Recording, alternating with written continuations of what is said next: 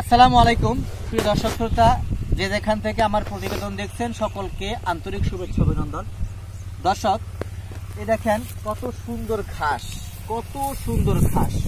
কচি কচি ঘাস।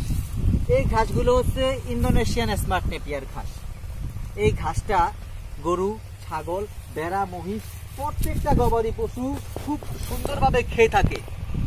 এই ঘাসটা যদি আপনি একটা কাটিং রোপণ করেন 5 থেকে 6 গিটের কাটিং, সেই কাটিং রোপণ করবেন অনায়াসে 5 থেকে 6 বছর ফলন পাবেন।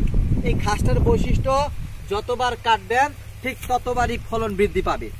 এই ঘাসটাতে রয়েছে 22 থেকে 25% প্রোটিন। দেখতেই পাচ্ছেন, একটু কাছ থেকে দেখানোর চেষ্টা করতেছি কি পরিমাণ আপনার চারা হচ্ছে।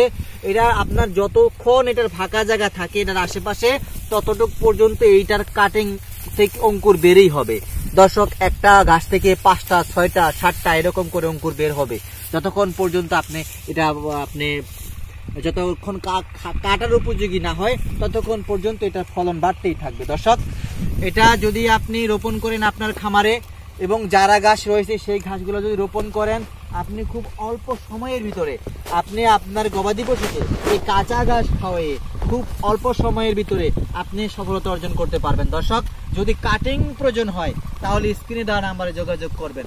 আমাদের দেখেন ওই আশেপাশে অনেক পরিপক্ক ঘাস রয়েছে, ওখান থেকে আমরা কাটিং কেটে আপনাদের দিয়ে থাকি প্রত্যেকটা জেলায়, প্রত্যেকটা উপজেলায়, এবং কি বাড়ির ঠিকানা অনুযায়ী আমরা কাটিংগুলো প্রেরণ করে থাকি।